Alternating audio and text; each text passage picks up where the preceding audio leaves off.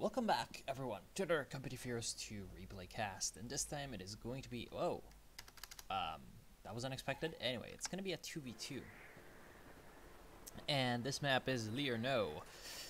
Player who sent it in is Sekis Wandeo, and his buddy is going to be Hell Driven, playing as the Soviets, and the opposing team, it's going to be one Wehrmacht on OKW ZRL 454 and Spaten TVE as the Wehrmacht. Alright, so this map, I kind of dislike it because there's too many buildings in the center, but other than that, it's fine. There's a lot of open space up north, field point kind of secluded, easy to capture, easy to harass. South with all of the woods and the munitions and all of that. So, Helldriven, of course, knows what he has to do, and he's going to go for a Maxim right off the bat. Are the Germans going for an MG42? Yep, they are, and looks like the Germans will get into the building before the Allies do. So that's, of course, Helldriven actually very smartly decides, I'm not going to win this, and then just goes around. I'm not sure if it's very smartly or just stupid, but I think it's pretty smart for him to do this, because it's not like he's going to be able to win in the center of the city with that kind of setup for the Germans. In the north, Sekis Wandeo is moving up his riflemen. They're massacring those Volksgrenadier, forcing them back. Also, the Stern Pioneers closing in on the other rifleman squad, and now the riflemen and the OKW men are in full swing engagements. Although these guys are gonna have to escape because, well, it doesn't matter if the riflemen. Oh, they're gonna get wiped. That is very sad. Should have retreated earlier. Don't get Don't get low with your squads like that. That was a very, very good wipe on a veteran rifleman squad. Conscripts moving in against those engineers, but yeah, there isn't really much that Helldriven is doing, except he's bringing up that Maxim, which had been forced away first. So now he has to... Whoa! The Pioneers won that engagement? What the heck? Oh my god. Conscripts always being very, very bad, even though they got buffed. That was very, very unexpected, to be honest. Oh well, the engineers are gonna get forced back by the Maxim machine gun. And now we have the Wehrmacht Grenadiers moving in to try some moves up against these support weapons. Honestly, the Soviet player right now is just being driven back completely. Like, there's nothing that he can do right now against this German just fortress. And it's weird because it's not like he doesn't have units. So it's been a really, really bad game for him so far, but Sekis Wandeo has been doing pretty okay up north, despite the fact that he lost that rifleman squad, and he might lose a echelon troop. He's gonna survive that barely. Still though, despite the oh no, he's gonna lose those echelons. So despite these two wipes, which are very, very bad, very, very bad, because you don't want to be losing units. That's like the worst thing you can do. Despite those wipes, he has the terrain. Now, it's going to be important for him to get something to defend this terrain. Well, is he going for a lieutenant? Yes, he is. So might be going for 50 caliber machine guns. That could work out for him. Germans and Soviets down south are just mortar warring each other, and it's not like anything too interesting is happening. And there goes the German mortar. So Soviets might be able to recapture the south now that the German mortar is going away. In fact, it's going to get wiped. Very, very good. For the Allies, of course. Ambulance coming up for Sekis. Guess he wants a little bit of extra on the field reinforcement for his men.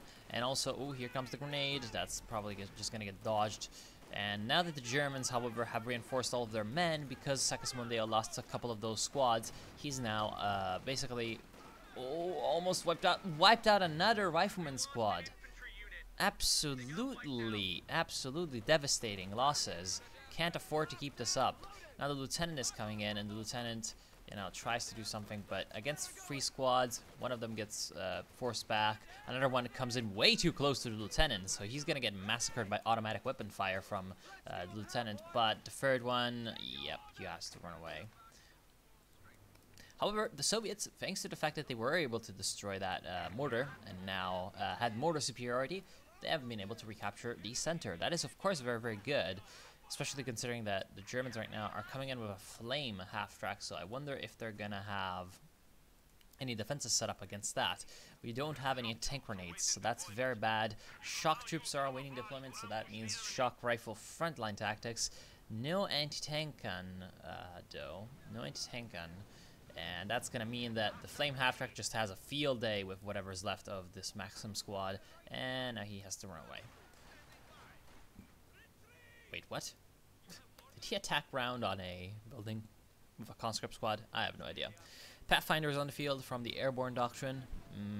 Not that sure about this. To be honest, the Pathfinders, I always see them as something that you get whenever you're already set with your basic infantry. Because right now, 2 infantry squads plus the lieutenant, it's just not enough basic infantry to deal with whatever the OKW are going to go for. And oh boy, it is a flak half-track. So along with the Flame half-track, which now comes up north with an absolute drive-by, forcing away the Pathfinders.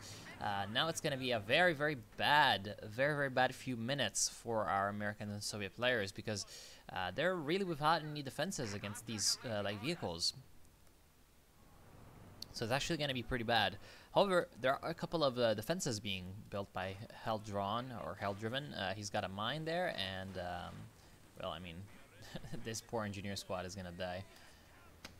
He's also got a fuel cache, which is a fine decision, to be honest, because he can't really guarantee the safety of the center, and the north has just been a bit of a back and forth game. Right now, Sigismunde is putting in most of his infantry squads up here. I'm not quite sure what he's trying to do. Maybe a big flank. Maybe he expects machine guns. But there are no machine guns. Maxim is dead from the Flame half-track. Yeah, this thing is just very, very strong. Anti-tank gun is on the field right now for Hell-Driven. Will that be enough? It definitely will if this half-track stays still, but pops the smoke. Very well done with that attack round, destroying the Flame half-track. That was very, very good. And in the north, predictably, the flak has driven back the American forces. Here comes the machine gun. Machine gun can be very dangerous because of the armor-piercing rounds. Will those be popped? No. The retreat will be sounded, and machine gun crew will escape back to base. In the meantime, looks like this the Wehrmacht player is coming in with his Grenadiers and discovers the fuel cache, forces back the Soviet units around there. So as you can see, the Allies right now are back essentially to the base. That is very, very dangerous for them, because not only are going to lose their resources, they're also going to lose their VPs. And the VPs are coming slowly but surely in the Germans' favor. Earlier on, the Allies had taken away about 80 points from the Germans, but now they can capture these other VPs. And as you can see, here comes the counteroffensive from the Americans. Will be, nope, it will be an tank gun dropped from the Airborne Doctrine. Tries to destroy the flak, but it's not enough, and the flak escapes. In the meantime, bit of a miscoordination from the Allies. Sigismunde moves in with his riflemen, but smartly, Spaten TV comes in with his Grenadiers and forces him back. Of course, because of the fact that Hell-Driven has so many support weapons, and partially because he was a little late in moving, he can't really provide too much support. Although now that the Grenadiers decide to come in against the Soviet units, yeah, they're gonna get massacred because there's just way too many men over here. One thing that Sigismunde has going for him is that he's upgrading BRs on essentially all of his squads. As you can see, he does have BRs even on these Pathfinders, which gives them some pretty nasty firepower. Combine that with the fact that they have the execute mechanic, where enemy squads that are low on HP are going to get essentially sniped away by them a lot easier. These Pathfinders are now relatively dangerous compared to before. Of course, they still need support of other units because the Pathfinders are relatively squishy. They're not really known for being tanky infantry, and they're not really known for being evading infantry either. So they take a lot of damage and they die, and they're expensive. So please only send them in whenever you have the other forces around as well. Anti-tank gun being forced back by some Volksgrenadiere. But in the meantime, in the south, Hell-Driven is finally coming back with his conscripts and engineers and all that, and he's capturing the points. Very good, because he's forced back Spaten TV's infantry, and because he has destroyed the Flame half-track, now he can sort of set up and settle down. However, the problem for him is going to be that he doesn't have any Maxims anymore since he has lost this one, and he doesn't really have a lot of defensive units. If he gets flanked over here by 0L moving south, that could be very, very bad for him. Of course, ZRL seems mostly worried about the north, which is, in my opinion, a bit of a mistake. Spaten TV has been a lot more proactive in helping out his ally, and that's allowed the Germans to keep control of the north sometimes more than they should have. But the south has been a little bit of a different story, and it's been a back and forth. So the German control over this game hasn't been as good as it could have been, and that's kind of up to ZRL's willingness to come and help out his ally. Right now, as you can see, this machine gun is just going to get wiped out by the conscripts. Very, very well done, along with the Molotov onto a very narrow little choke point, doing a lot of damage to these Grenadiers. Even more fire being poured in by the Combat Engineer squads. His flamethrowers and these mortars are also trying to come in and help out, but the allied mortars are going to be counterbarring them relatively easily. In the meantime, in the north, we have the anti-infantry squad of the Allies, or anti-infantry battle group of the Allies, wiping out one of those Volksgrenadiers. Very, very good. Well, because of the terrain up here, there's not a lot of line of sight for the half-track to actually come into play. So he's making a little bit more of a secure and defensive play with the half-track, just kind of keeping it around. Instead of risking going up here and getting perhaps grenaded by someone, he's just deciding to stand and hang back. He's also going for a Schwerpanzer headquarters, and that's, of course, to protect these VPs and the strategic points up here, in general, the whole northern plain. However, it might be a little bit too late, as here comes some shock troops. If the shock troops discover the Schwerpanzer, this could be very, very bad. So he's moving back the flak half-track to stop them. That is a very good decision. That is a very good decision. That is going to stop these shock troops from coming in and obliterating the Schwerpanzer while it's constructing. That is a good decision. However, the shock troops decide to retreat, and the retreat path is very, very bad. This is going to make them discover this Schwerpanzer, but they also retreat straight through the anti-aircraft fire of both the flak half-track and the Schwer, and predictable results ensue. So Helldriven is very unlucky and loses an important element of his striking forces. He's replenished another shock troop squad, but still, that's bad. And now a Panzer IV is on the field for Spaten TV, with Helldriven only having one AT gun at his disposal. Does he have anti-tank grenades? Yes, he does. That is good. So he's not that unprepared. And he can do some good things. Here comes an incendiary artillery barrage for some reason, along with some smoke from that lieutenant. Well, that's going to do a lot of damage to that Rakenawerfer and actually wipe out the crew. Good. Anti-tank gun kind of running away from the Panzer IV, but he manages to set up, and we'll probably get some good shots in on that P4. Here comes one, and Klaus over here is like, can't you drive any faster? Yes, I can. If you get that reference, you're cool. Alright, so kind of another, yet more flak half-track nonsense. Here comes a Sherman, actually, from Segismundeo. That is a good choice, in my opinion. He knows that his opponent is relying on mostly infantry and light vehicles so far, and he's got a Schwerpanzer, so he knows that he doesn't have much time to actually get anti-infantry into play. Oh, Spaten TV is, please die. Salty. I was warned that this game was gonna have some salt in it, so NACL is actually coming in relatively hard. Oh wow, that's a cool skin for the map. The Winter Sherman. Anyway, so this Sherman is gonna be a good decision right now because, oh boy, he's actually chasing away after that flak half-track, which might not be the best of decisions. He's gonna actually eat a Panzerfaust to the face. Lucky for him that the Rakenawerfer hadn't shot first. You know, Tojo shot first, Han Solo shot first. In this case, the Sherman shot first, and the Volksgrenadiers were kind of disappointed by that. So, as I was saying, like, he knows that with the Schwerpanzer quarters, there's going to be some tanks coming in later on for the Nazis. So, he wants to get that that Sherman in first, so that he can get some anti-infantry value, and then probably go for a Jackson a little bit later. Because his fuel situation is not bad, so he can actually wait for that.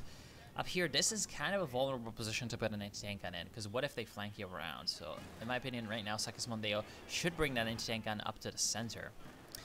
Sorry, not the center, the plains. The center, instead, with the actual town, is being fought over by the Wehrmacht and the Soviets, and this Panzer IV is really giving it all However, he's about to get anti-tank grenaded. Luckily for him, these conscripts are suppressed, and so their anti-tank grenade throwing range was actually lower. Now they get unsuppressed, but they decide to move up against this mortar? That's, I guess, okay, but oh no, the Panzer IV is in a very, very bad spot. Can this conscript squad get around? No, it looks like they will stay here, and Panzer Tactician plus all of that will mean that the Panzer IV escapes. There's still a flamethrower, rocks free, that no one decided to get and, you know, steal for themselves. That is kind of a bad mistake, in my opinion. Wow, that's a lot of infantry. So Sigismund has actually been building up his forces. He's got an extra paratrooper, and he has rebuilt his rear echelon troop with some bazookas. So that is a good decision, in my opinion, because some extra support is always good. And looks like a P4 is on the field for ZRL. Although I think that this is kind of a mistake. Oh, here comes a major artillery. That did not do too much. Anyway, so in my opinion, like, the P4 is not the best decision for him, because his buddy over here has already gone for the P4, and he's going for more P4s. So he was providing that that capability.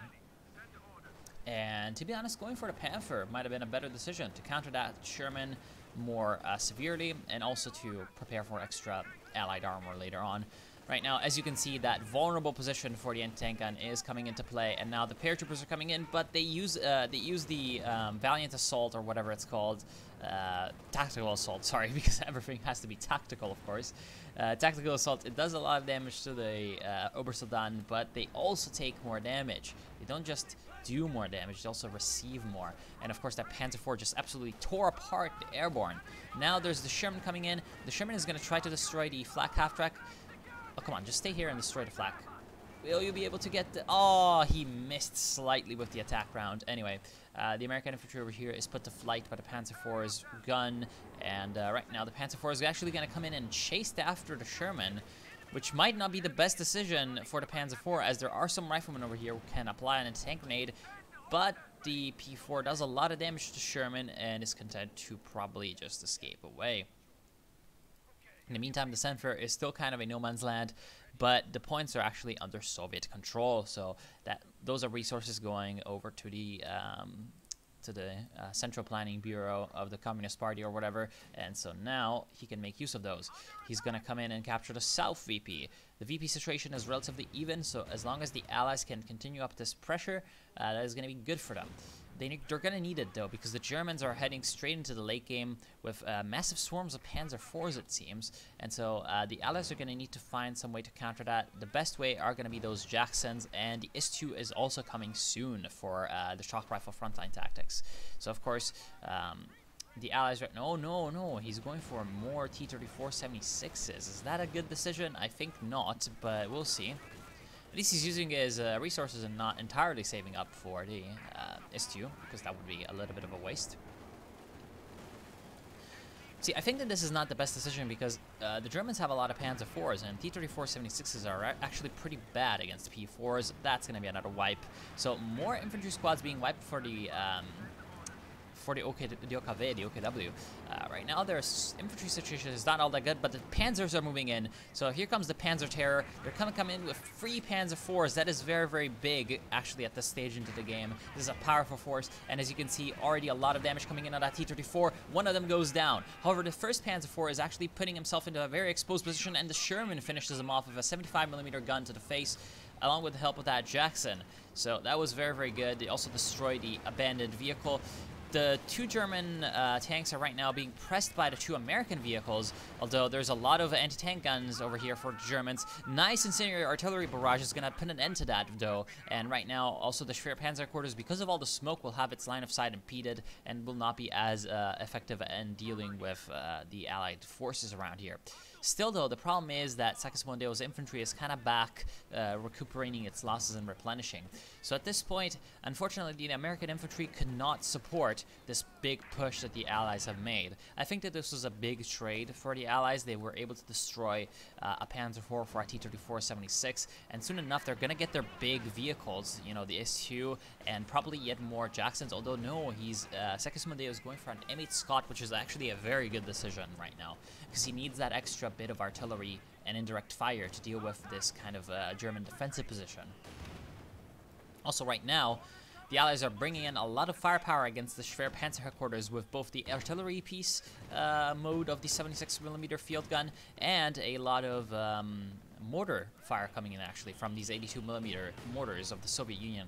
Right now, of course, those Pathfinders try to come in, but then they realize that they're not INR Pathfinders, they are normal Pathfinders, so they can't call in any artillery. So it's kind of pointless to come in, and actually he's going to lose the lieutenant. Oh no, that is a very bad loss. He needed that lieutenant for anti-infantry, but at least the Schwer Panzer headquarters is destroyed, and that opens up the whole north to Allied offensives. As you can see now, the Allies are sweeping before them the entirety of the German force up here. They're coming in with these T-34-76s, and there's not much that the Germans can do because their anti-tank guns were flanked.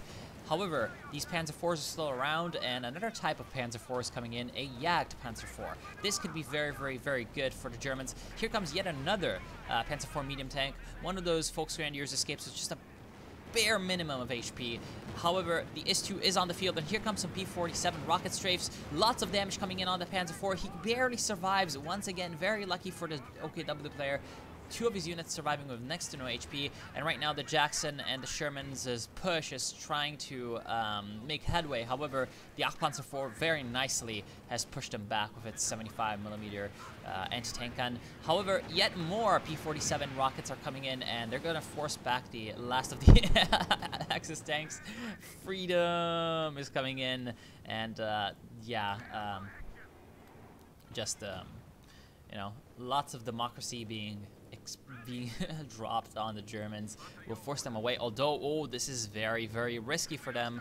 They're lucky that they're kind of lucky that they did not get, you know, a last rocket strafe, because that was the last rocket strafe actually. Of course, strafes twice. Anyway, IS-2 heavy tank. Strong Stalinium. However, the problem is he kind of is lacking for friends right now, so he needs some more friends, and the friends are coming in the face of danger, and you know the Americans are coming in, and these mortars can now actually switch up. Now that they have destroyed the Schwer Panzer headquarters, they can drop a lot of flares around here.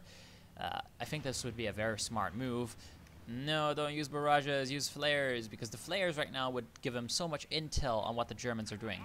The Nazis down here in the south have a lot of infantry, and they're trying to come back and capture some points. However, here comes Big Papa Stalin, and he can just kind of, massive gun, plus the Dushka heavy machine gun. This is a lot of Soviet firepower straight out of Uralvagon Zavod, and he's just coming in and just obliterating this German infantry. Straight out of the Kirov plants in Leningrad, and now he's just angry, awake and angry. So this is going to be hard for the Germans to deal with. It's a step in the right direction that ZRL went for this Jagd Panzer IV, and also he has picked Elite Armored, so that means that he's going to get those heat shells for more damage and penetration. That's going to be very dangerous for this IS-2 to deal with, and very crucially also, 2 pack guns have been purchased by Spaten TV. However, in my opinion, Spaten TV is making a little bit of a mistake by going with so many P4s. So what clearly he's trying to build up for is the Tiger Ace. But right now he does not have enough pop cap to get to Tiger Ace. So in my opinion, it would have been worth it to just wait for the Tiger Ace at this point and try to, along with his OKW buddy, to make a big push for victory on either the Soviet player or the American player. Considering how much more static the OKW player once again has been compared to the, oh wow, very good usage of the Jackson. Compared to, once again, how much more static and focused on his side of the map the OKW player has been to the German Wehrmacht player, Spaten, I think that sending the Tiger Ace to the north would have been a much better decision for Spaten, because that way he would have been able to combine both players' forces into one armored fist of the fatherland.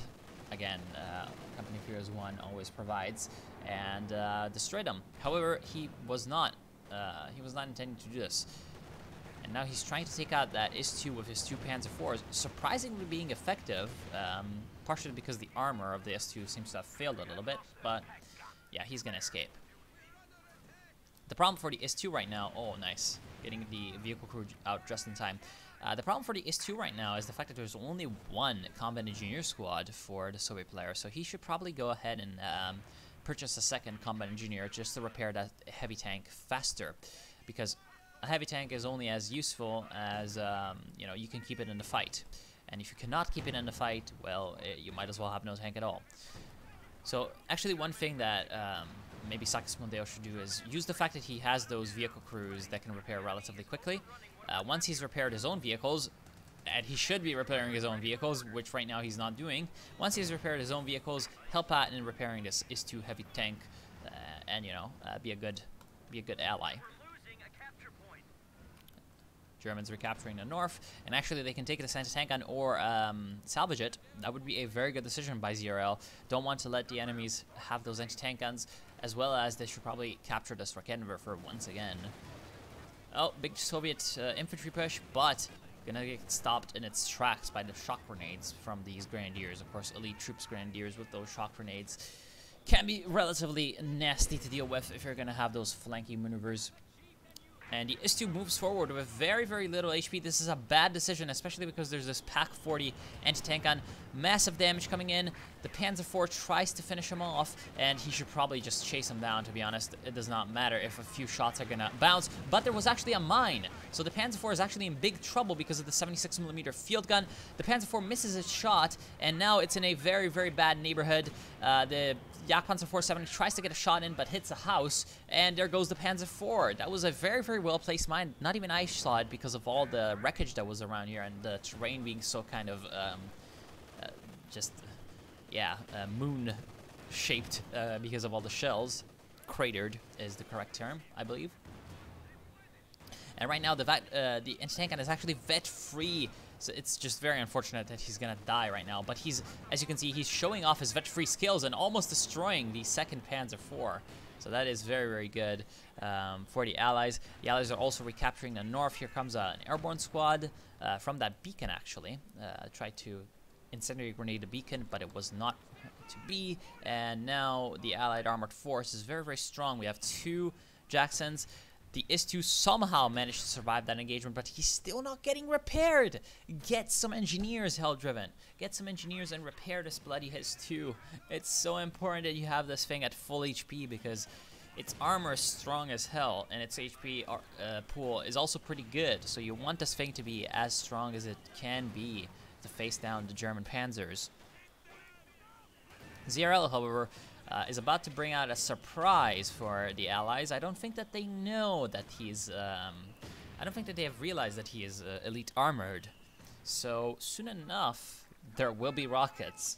And I think that this would be a very, very dangerous little unit. Sherman, though, in the meantime, is going to be the dangerous little unit and is just smashing these Obersoldaten. That is exactly what you want to do with your Sherman, smashing down expensive enemy infantry units. However, the Sherman is in trouble. There is the Jagdpanzer 470. Luckily, it misses, and that's going to mean that the first Panzerfaust does not... Oh, no! He does get the shot in from the Panzer IV, and so now the Sherman is in big, big trouble. He tried to put down some smoke, but all that's going to do is actually block the line of sight to his own Jackson. So the Jackson can't actually help. He gets in there. Oh, the Jagdpanzer misses the last shot, and so he gets into the smoke right at the correct moment. And now, oh, but it's going to be enough to just Panzerfaust him once to destroy him. That's very, very sad. It's very, very sad. Can the Jackson actually push them away? Can the Jackson actually push them away? Here comes the, yeah, he can actually do that. Good, good. So he pushes them away and prevents them from Panzerfausting the Sherman into submission. Jagdpanzer 470 is going to try to finish him off, and the Jackson is going to try to defend him. Of course, the vehicle crew gets out to repair it, and right now also a paratrooper squad is dropped in to provide a little bit of extra defenses. What happened to the last paratrooper squad? It probably died. I'm not sure under what circumstances. In the center, it looks like the IS-2 is being repaired finally, slowly but surely. However, Hell-Driven is starting to diversify his vehicle force. He's got a SU. Oh boy, here comes the Tiger. Yep, exactly as I expected. Big rocket. Unfortunately for it, it just barely missed those riflemen down there, which was the most important little unit down there. he was able to destroy and wipe out a rear echelon troop plus a machine gun crew. So that is a good first kill. He has destroyed 280 plus 200, I believe, rear echelon troops are now, because they, yep.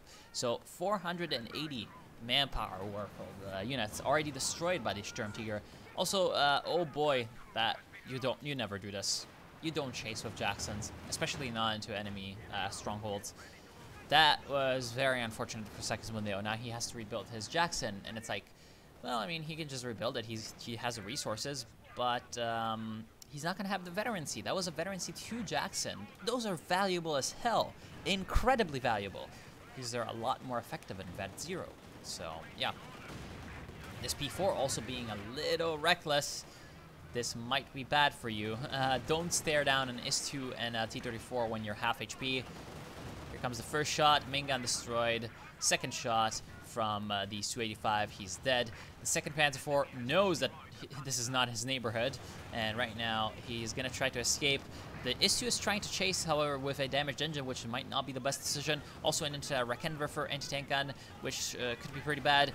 The Sherman is trying to move in to support his ally. However, Segismundeo has forgotten about his Jackson down here, so that is very, very bad. And the Sherman veterancy 2, I believe it was, will get destroyed. Right now, the S2 is trying to move in, but there's too many anti-tank gun pieces. I mean, one of them goes down, a second one goes down, but the third one is actually not going to go down because it's a Jagdpanzer, and the Jagdpanzer with the heat rounds manages to slay the beast. Very, very well done. However, he also dies from what? I do not know. Partially this anti-tank gun.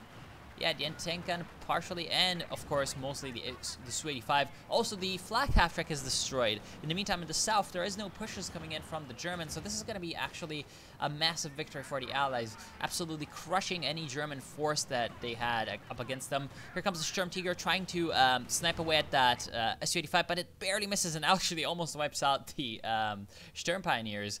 At this point, the Sturmtiger is trying to just escape for its life with the Su-85 firing on it. However, there's an anti-tank gun which is going to save it because the Su-85 is actually on focus sight, so it's too slow to escape the anti-tank gun's arc of fire, and the anti-tank gun from the side will be able to destroy him handily. However, with no more defenses left, the Germans are being pushed back on essentially every front, and they're back to the base. Once again, more incendiary artillery barrages are going to force back their support weapons. And now, with another Sherman on the field that actually doesn't have any counters up against it, the Allies are going to be able to just capture every point that they have in the north. Yet more Shermans are coming in for Segismundeo, as he now knows that the Germans are essentially out of options in terms of armor. He knows this, but is he correct actually in this assessment? Because Spartan TV is about to get his glorious Tiger Ace. So that's what he's going to be going for. He's trying to repair his P4, but he has enough pop cap at this point to get the Tiger Ace. And considering he's not building another P4, and he has the resources for building one, he's definitely going for the Tiger Ace. Last-ditch effort for the Nazis, and this could be very, very good or very, very bad. The big problem for them is going to be are going to be these Allied TDs. Thankfully for them, though, Helldriven has lost both his S2 and his Su-85, so he's spamming T-3476s, which is not the worst idea, especially very good against the Nazi infantry that's moving in down here. However, is it going to be enough to deal with the Tiger Ace? Well, T-34s are not bad, per se, at dealing with Tigers, but we'll see, we'll see. Sturmtiger up here is going to be looking to snipe away at some Jacksons, but...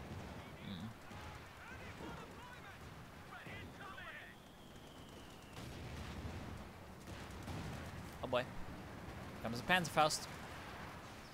Poor Sherman. However, at this point, the Allied infantry is a lot stronger than their German counterparts. And I feel like Tiger... Oh! No! No! You have this button! You're about to lose! No! And you're going for a Stug! Why? No! Don't do this to me!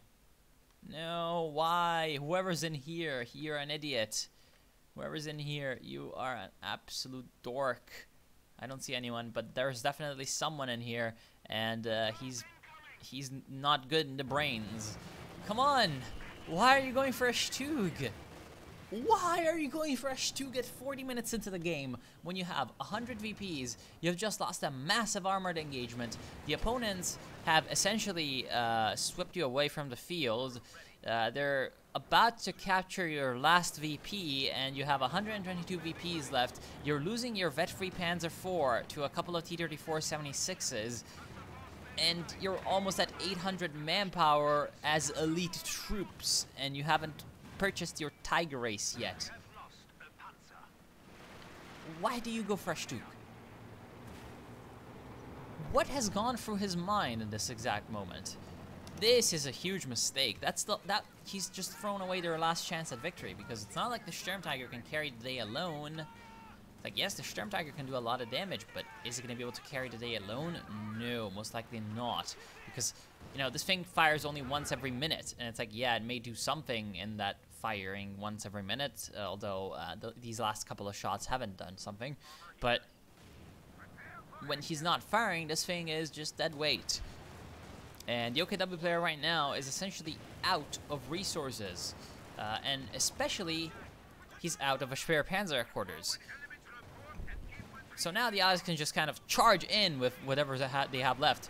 Sherman's blazing, Papashaw's blazing in support, and so now, yeah, the Shermans are just coming in, and oh look, I have a Stug to counter this. But it's like, yes, you have a Stug to counter this. What are you gonna do about the roaming shock troops? What are you gonna do about that? Oh, I'm gonna come in with my Stug. It's like, the Stug can't do shit! And, yeah, I'm gonna come in with my Grenadiers, and, the Grenadiers are gonna get wiped, probably. We're kinda lucky that there's actually a lot of, German infantry in here, but once the rest of, the American force comes in with all of those BARs, they're not gonna be able to fight at long range anymore. And that's the only thing that the Grenadiers can do right about now against the shocks. So Northern VP is going to be capped, and that's 84 VPs left for the Nazis. So they're going to need to find somehow a way to stop this bleed. However, they're trying to do this with the help of that pack gun. But now here comes the flank from the T-34-76s, and oh look, you don't have anything that's you know, able to deal with the flank, because you have Stugs and AT guns. And now the Stugs and AT guns have to turn, and since they turn, these guys up here can move in and stop the capture. Actually, these guys move in and among the German units, and that's gonna be the end of these German and Nazi tanks. Although, oh boy, this is about to be strong and glorious. Here comes the Sturmtiger. I love this unit so much. It's great. Finally, the Tiger Race is on the field, but oh look, it's a little bit too fucking late, is it? 59 points left. Although, I mean, is it too late? No, it isn't, actually. It isn't. They have just wiped out the Soviet player. Good. That is very, very good for them. And he's going for an Su-85, which is an even better response. Although he might be waiting for the Su... No, I would go for some Su-85s right now, if I were completely honest, to counter those Tiger Race, the Tiger Race, and of course whatever madness ZRL-45 might be going for. And actually ZRL, yeah, he had to rebuild the Schwerpanzer quarters. I was thinking about his possible going for a mechanized, just to get the King Tiger, but no, it wouldn't really work right now. The Germans need units in right now. Here comes actually the Sherman, and the Sherman, where's the Stug? Oh right, the Stug died. The Stug died. Anyway, see, that's when you'd need the Stug to help out the Tiger Ace, but the Tiger Ace was sent in alone against the Jackson, and predictable results ensued. Now the Sherman is alone against infantry, and predictable results are ensuing. Sturmtiger tries to finish him off, and that's going to be the GG Nerbs. So with the rocket in the air, and for some reason the rocket does not have a model, but yeah. I mean, that's honestly, do any things have models in, I mean, that honestly does not look like a model. That looks like an effect, or a texture up in the air. See, like, do any tank shells in Company First 2 have models? Because I distinctively remember in Company of Heroes 1 tank shells having models. Like, I'm pretty damn sure I could just pause in midair and see the shell flying. But hey, bullshit aside, I want to thank you all for watching. I hope you've enjoyed this match. It was pretty cool. It wasn't as salty as I would have imagined, but yeah. I hope you've enjoyed. I'll see you soon, and have a good day.